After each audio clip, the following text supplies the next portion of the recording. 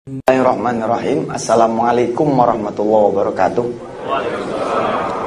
Kawan-kawan PPA yang dirahmati Allah dan pemirsa sekalian di rumah, alhamdulillah ini kajian kuliah wisata hati kembali kita laksanakan. Pada hari ini kita akan belajar tentang pengantar ke rahasia angka 11. Jadi kita punya seminar judulnya Rahasia Angka 11 dan The Miracle of Giving. Itu perpaduan antara tahajud, kekuatan tahajud dan sedekah. Dua amalan ini emang berat dilaksanakan. Karena berat, pahalanya luar biasa dan faedahnya juga luar biasa. Suatu hari, ya, sebut saja begitu, Ahmad, seorang security, punya masalah dengan tempat tinggalnya. Sebelumnya nggak punya masalah, tapi kemudian dia punya masalah dengan tempat tinggalnya, yaitu tempat tinggalnya sempit. Kira-kira 5-6 tahun yang lalu, saudara pasti mengiyakan bahwa di Jakarta sendiri masih ada rumah kontrakan yang nilainya 75.000 per bulan. Ada ya? Rumah kontrakan yang bayarnya 75.000 per bulan. Ahmad ini tinggal di rumah kontrakan yang segini nih. Bentuknya kalau saya boleh petain gitu kira-kira, ini pintu, ini ruang tamu yang tidak bisa disebut ruang tamu, ini tempat tidur, ya, ruang tamu, ini kamar tidur, terus ini dapur dan kamar mandi. Nah ini lorong nih. Dulu ini muat buat dia. Ini muat buat dia karena anaknya cuma 2. Jadi dia, istrinya, nah anaknya 2. Persoalan kemudian datang ketika akan lahir jabang bayi yang ketiga. Persoalan kemudian muncul ketika akan lahir jabang bayi yang ketiga. Kenapa jadi persoalan? Karena sempit. Ahmad ini bahkan dia punya motor. Ini motor terbalik nih. Mesti kan rodanya di bawah ya. Iya malum lah, kita kan bukan Patinosidin ya. Di sini di atas nih mestinya. Dia punya motor yang kalau malam ini motor harus dimasukin. Dan untuk masukin motor yang di sini dia harus numpukin barang. Makanya saudara, kalau saudara ngelihat ke bawah, pasti saudara lebih deh. Kan main kan? Tapi karena kita selalu melihat ke atas, emang kurang melulu. Wala tamuddanna 'ainaika ila ma matta'na bihi azwajam minhum ghairal zahratal hayatid dunya linaftinahum fi. Kata Allah, jangan keseringan ngelihat bintang di langit. Kenapa? Pegel leher. Sekali-sekali ngelihat rumput, subhanallah ya. Kita punya sepatu, punya celana, ada kaki sih. Baik, kemudian istrinya ini berdoa pada suatu malam. Yang didengar doanya ini oleh suaminya.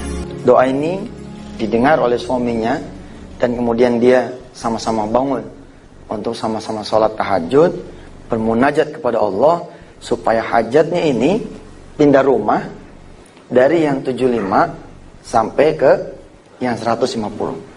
Tapi Allah yarhamuhuma, Allah merahmati keduanya. Ternyata di Riyadh dia 7 hari. Saudara barangkali pernah mengingat ada iklan di majalah ibu kota saat itu. Saya membesut satu seminar yang diprotes oleh semua orang, oleh banyak orang. Seminar itu judulnya How to Make Money in 7 Days. Bagaimana mendatangkan uang dalam 7 hari. Saya diprotes oleh banyak orang karena dianggapnya terlalu berani. Padahal kisah ini menjadi salah satu bukti. Hanya dalam 7 hari bahkan Ahmad sang security bukan hanya bisa pindah ke rumah yang 150, tapi dia memiliki rumah dengan 7 pavilion, 3 pavilion dan 1 kolam renang di hari ke-7-nya. Sekali lagi, kalau kita bertanya pada otak, nggak mungkin. Nggak mungkin. Kalau kita bertanya mau kuasa Tuhan, kita bertanya mau kuasa Allah, udah Masya Allah judulnya. Baik, pemirsa yang dirahmati Allah, pernahkah kita menganggap Allah betul-betul menjadi sandaran kita? Pernahkah kita betul-betul dengan sangat menjadikan Allah tempat munajat kita, tempat memintanya kita? Barangkali karena kita yakinnya bakal dapat duit, kita nggak perlu minta sama Allah. Betul nggak? Karena perkaliannya kita enteng lah kalau cuma DP-in rumah itu mah ya. Kalau cuma buat DP-in apartemen itu mah. Lalu kita nggak minta sama Allah. Segitu yakinnya kita bisa selamat nyampe ke kantor, kita pun bahkan kadang lupa doa safar. Kita anggap doa safar kalau umroh aja. Ya kan, kalau doa safar itu biasanya kita baca kapan? Kalau kita di pesawat, mau umroh mau haji. Baru udah kita baca tuh. Bismillahi majreha. Terus inna rabbi laghafurur rahim. Allahumma dan seterusnya. Padahal harusnya kan everyday. Karena kita nggak tahu yang punya jalan itu adalah Allah. Lihat. Si ibu ini, suami istri ini luar biasa. Dia kepengin sesuatu yang tidak terjangkau oleh dia punya kemampuan. Dia memilih berdoa pada Allah. Di dalam Ihya Ulumuddin, saya dan kita semua diingatkan, ya, Imam Ghazali mengutip satu ayat di dalam surah Al-Baqarah 186. A'udzu billahi minasyaitonir rajim. Wa idza sa'alaka 'ibadi anni fa inni qarib. Lihat. Wa idza sa'alaka ibadi anni fa inni qarib. Kalau hambaku bertanya padaku, maka jawablah, aku ini begitu dekat. Tapi kita suka merasa jauh sama Allah. Ujibu da'watad da'i, gitu ya. Idza da'an falyastajibuli wal yu'minu bi. Aku akan menjawab doanya siapa aja yang mau berdoa. Ketika dia berdoa, maka mintalah padaku dan percayalah padaku. Allah sampai nyuruh kita minta dan nyuruh kita percaya. Subhanallah.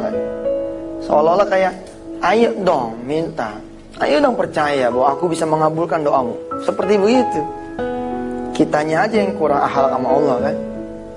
Kita datang sih ke Allah, kapan? Oh, dia mentok, udah kepepet, ya kan, kepala udah empat. Kepala udah empat ada kan? Ada ya kan, usia udah 40, berumah tangga udah 15 tahun, dari 25. Kita gelisah, kita gak punya anak. Lalu kita siang malam kita babet buat bangun malam, pengen punya anak.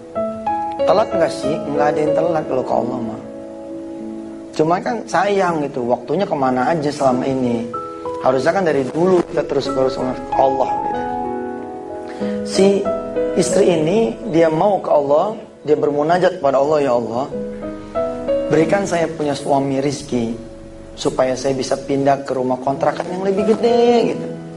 Dan dia tidak muluk-muluk, dia tidak minta pengen punya rumah sendiri, lihat. Dia hanya minta pindah ke rumah kontrakan yang lebih besar, yang kira-kira 150-200 ribu harganya. Dan suaminya nurut, subhanallah. Ada suami yang ahli tahajud, istri tidak. Ada yang istri ahli tahajud, suami tidak. Ada ibu-ibu datang ke saya, Ustaz, subhanallah, saya lagi diuji sama Tuhan. Saya perasaan sudah tahajud terus itu, tapi kok gak nyampe-nyampe ya? Iya, karena dia tahajudnya sebelah. Ibarat sendal gitu. Dia tahajudnya sebelah, cuman kiri doangan. Ya, mestinya kan berdua, kayak si Ahmad dan istrinya. Berdua. Kalau berdua kan jalannya cepet ya. Cepet gak kalau berdua? Tapi kalau sendiri gimana? Jinjit lu. Ini, tuh. Nyampe nggak? Berat, Pak. Sedekah, kalau kanan kiri, maksudnya suami sedekah, istri sedekah, ditambah lagi dengan anak sedekah, mantap. Si suami bangun ngaminin. Karena doanya udah sama istri, si suami tinggal bilang begini sama Allah. Ya Allah, doanya istri saya aminin aja deh, amin. Amin. Itu pagi-pagi dia ngadep ke dia punya kantor, kan kalau security ada atasannya gitu ya. Dia ngadu ke dia punya kantor, minta izin. Selama 7 malam berturut-turut, dia pengen tidak shift. Dia pengen kerjanya hanya dari pagi sampai sore saja. Ditanya sama atasannya, kenapa emang? Ada order? Agak, supaya saya bisa pulang cepet, terus nanti malam bisa bangun. Tumben lu. Iya nih, istri punya sesuatu hajat. Kan kata orang-orang kalau hajat pengen cepat kekabul, sholat tahajud. Ya deh, kata si atasannya, ya udah minggu ini saya izinin situ tidak masuk shift, melainkan hanya fix dari pagi sampai sore saja. Mulailah kemudian dia melakukan ritual yang namanya sholat sunat tahajud. Ibu bapak yang dirahmati Allah, di dalam surah As-Sajdah, surah ke-32, surah ke-32 ayat 16 ada kalimat begini. Tatajafa junubuhum anil madaji'i yad'una rabbahum khawfan wa tama'a wa mimma razaqnahum yunfikun. Surah ke-32 ayat 16. Surah ke-32 ayat 16. Tatajafa junubuhum anil madaji'. Kalau lagi punya masalah, punya hajat, nih termasuk kasus si Ahmad pengen pindah rumah yang gedean dikit, harusnya dia apa? Tatajafa junubuhum, jauhin dia punya lambung, jauhin dia punya pinggang, jauhin dia punya perut. Dari mana? Anil madaji', dari tempat tidur. Ngapain? Yad'una rabbahum khaufan wa tama'an. Bangun sholat tahajud. Dan ini dia lakukan. Ada satu nih yang belum dia lakukan, apa nih? Wa mimma razaqnahum yanfikun. Makanya seminar kita judulnya kan Rahasia Angka 11 plus The Miracle of Giving.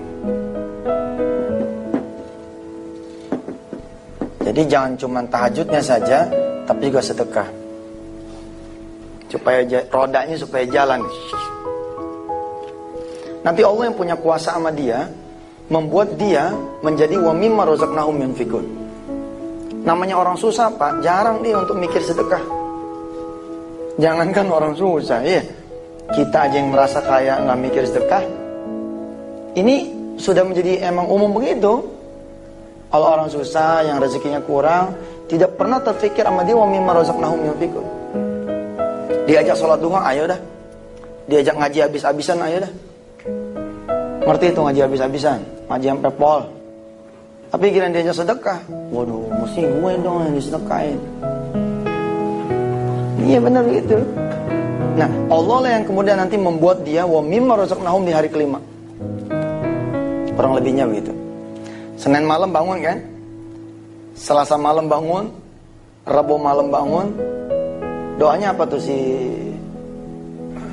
suaminya, si Ahmad? Amin, amin, amin. Di Kamis pagi, Allah berkehendak buat dia. Bapak Ibu yang dirahmati Allah dan pemirsa, penikmat kuliah wisata hati,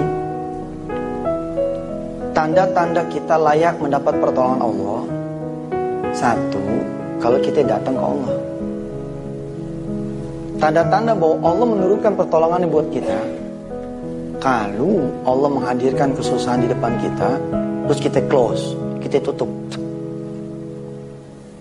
Sering saya contohkan, kalau kita sakit, ada telepon nih dari ponakan. Om, mama sakit, masuk rumah sakit, ada duit nggak 2 juta?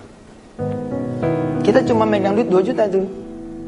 Apa yang kita bilang sama dia? Waduh, sayang, kalau minggu kemarin mah om punya, sekarang mau om punya tapi ilah-ilah cuma 2 juta 2 jutanya. Gimana kalau kita baca Fatihah aja deh? Coba orang minjem duit dibacain Fatihah. Bukan sih nggak boleh, boleh-boleh aja gitu kan. Tapi dia kurang lengkap gitu. Padahal Allah udah mau datang tuh. Allah udah mau datang. Ketika dia datang, Allah turun. Tapi kan Allah turun lewat wasilah dong. Walaupun dia berkehendak ya. Kalau dia berkehendak nggak pakai yang beginian, bisa-bisa saja. Tapi umumnya secara ilmu normatifnya begitu. Kemis pagi, rupanya dia layak dapat ini nih, dapat pertolongan Allah. Pagi-pagi kemis nih, dia punya adik datang, istrinya kan, supaya dapat rumah yang lebih gede, malah kau nambahin lagi nih 2 anak yatim nih. Udah kata dia, gua sih ngizinin, tapi tunggu empok lu aja deh. Empok lu nih lagi ke pasar. Kalau empok lu ngizinin, anak lu pada bisa tinggal di sini, lu tinggalnya. Mana kayak dan ternyangkutnya, nggak cukup dibawa di internet, gua taruh ntar. Masya Allah Pak, Ibu, si adiknya nih nggak mau. Saya jarang ngobrol sama empok, abang aja deh ngobrol dah. Iya, ntar gua ngobrol sama dia. Kejadian tuh hari apa tuh? Hari Kamis. Dia mulai riado hari apa tuh? Senin. Lihat, nggak nyampe Senin, kelas dijawab sama Allah. Udah saya bilang, kalau riado mah Allah mah luar biasa. Kita datang di ro'an, kita datang selangkah, Allah 2-3 langkah datang ke kita. Kita lari, Allah lompat sama kita. Subhanallah. Istrinya pulang deh, cek pulang. Terus bicaralah dia, hatinya gitu. Kenapa? Karena dia nggak sanggup melihat wajah istrinya. Ya, nenteng belanjaan. Dia pengen ngomong tapi udah keseket duluan nih di leher. Pengen ngomong, Dek, ponakan abang dateng. Tapi ya Allah, dia pengen tinggal di sini selama emaknya tuh di Arab Saudi sana. Ngizinin nggak lu ponakan abang nih tinggal di sini? Nggak sampai hati dia.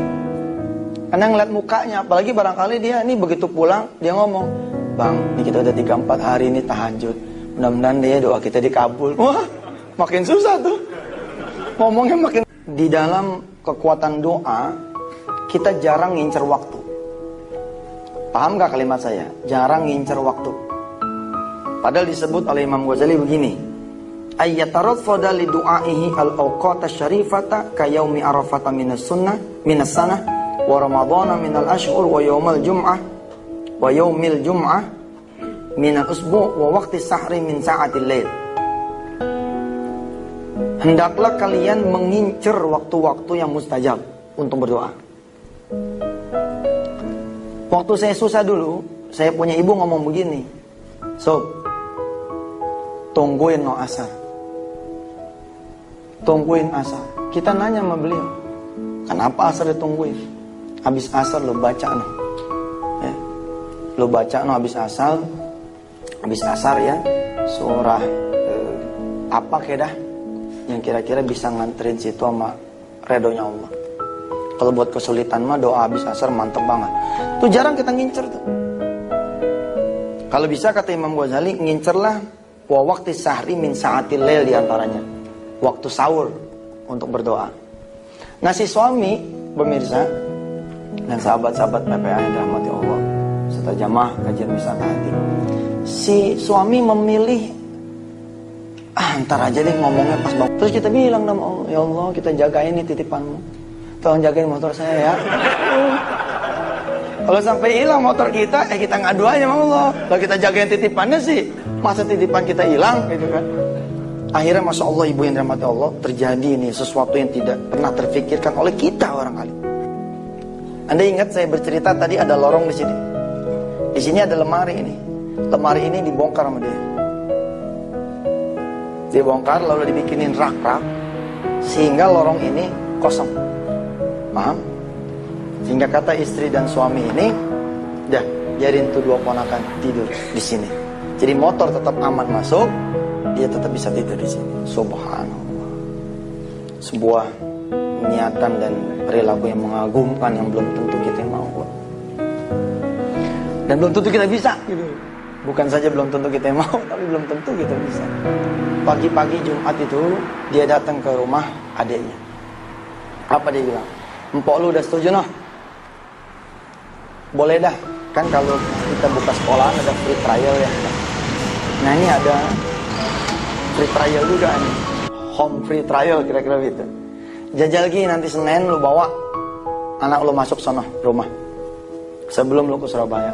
Kalau emang dia betah, udah biarin sampai gede dia tinggal sama gue juga nggak apa, gue sih senang aja. Subhanallah. Istrinya almarhum adiknya tuh senang bukan main. Dan ini adik ipar rupanya, bukan adik kandung. Yang adik kandungnya dia suami dari si ibu tersebut. Senang bukan main, dia mendoakan mudah-mudahan abang sehat. Itu tuh the great moment sebenarnya buat doa kita. The great moment ketika misalnya saudara pengen punya sesuatu ya cium tangan sama orang tua gitu kan. Terus kita bilang, ma doain ma, undangan udah mau dicetak, cincin udah mau dibeli, doain jangan sampai ini kabur lagi ya ma. Pusing ya. Oh mak kita bilang, iya nak, emak mah bisa cuma doain aja sambil netes dia. Lu tuh great moment tuh. Nah great moment buat kita tuh yang tadi tuh, buat si Ahmad tadi tuh adiknya ngomong, mudah-mudahan lah abang punya hajat kekabul, abang sehat, rezeki abang banyak. Kadang-kadang kita suka ngejebak kan, begitu kita didoain sama si Ustadz, udah gue kasih udah bagus, jangan doain gue, Ustadz doa sendiri aja. Kan suka begitu tuh, kita ngasih proposal dikasih ke kita bantu, terus Ustadz kita ngedoain kita. Ustaz doa sendiri aja loh, susah minta sama gua. Harusnya nggak gitu ya kan? Atau kita suka nyinyir barangkali di masjid-masjid, kita suka ini great moment buat kita. Dia jalan nih, jalan kemana? Jalan kerja ya. Mulai kebaca bagaimana Allah menjawab dia punya keinginan. Saya mah waktu mengisahkan ini pertama kali netes air mata saya. Ini kalau nggak dipotong iklan mah gue nangis nih. Potong iklan sih ini, air mata mau keluar kerjaan nih. Bener ibu, mengharukan loh. Jangan kata langitnya Allah tuh, baru lantai kesekian saja udah melihat, kedengeran itu. Ada security, bawahan paling bawahnya dia, menyediakan waktunya untuk istrinya bangun malam, ngaminin doa istrinya. Masya Allah. Apa dia bilang? Ini orang soleh ini yang harus jagain saya punya rumah ketika saya ke luar negeri. Makanya diberitahu kan, mulai Senin jangan ngantor di sini, karena ngantornya di mana? Di rumah. Gantian si satpam yang ngerjain. Gak bisa pak. Kok gak bisa? Iya mak, bapak tahu sendiri. Saya punya anak 2. Enggak, gua nggak tahu. Iya lupa pak, bapak nggak tahu. Ya emang begitu, kalau pimpinan kan nggak tahu yang bawah. Kalau pimpinan tahu yang bawah hebat. Begitu datangnya kan di lobi, bisa negor. Assalamualaikum Pak Zin. Bapak tahu nama saya? Iya ada di situ. Ada di apa namanya? Nenteknya. Terus nanya anak, hebat tuh pimpinan bisa nanya anak. Anak gimana Pak? Aduh Pak. Waduh, Bapak nginjak kaki saya Pak. Tahu gak kalau pimpinan jauh itu tau Pak. Tapi emang jarang pimpinan kenal sama bawahan, jarang. Dia dapat informasi makanya dia panggil. Bener gak sih? Nah begitu dialog bener apa dia bilang? Bapak tinggal di rumah saya, jagain rumah saya selama saya dan keluarga keluar. Pak saya nggak bisa. Kenapa nggak bisa? Repot Pak. Kalau malam itu kan saya mindahin barang apa segala macem buat saya punya anak masuk tuh 2 tidur. Apalagi ini nanti ada 2 anak, dia cerita tuh. Ada 2 anak yang belum masuk. Tersenyum si bosnya. Dengan mudahnya emang Allah bilang kuntu suci Allah yang mendengar segala kita punya doa. Wajar dong kepada Nabi Ibrahim memuji luar biasa Allah Tuhannya dan Tuhan kita semua. Inna Rabbi la sami'ud du'a. Sungguh Tuhan kita ini maha. Apakah si security itu berhenti dengan pindah rumah itu saja, artinya dari rumah ini menjadi rumah super mewah, apakah berhenti pada ini rumah orang? Belum tentu. Kalau kemudian dia, misalkan gitu ya, tetap beriado di dalam rumah ini. Paham gak? Kalau dia jejak terus nih riadonya nih, dia tambahin terus, bukan tidak mungkin rumah ini akan menjadi rumah dia. Seperti kisah yang akan kita saksikan di episode berikutnya. Assalamualaikum warahmatullahi wabarakatuh.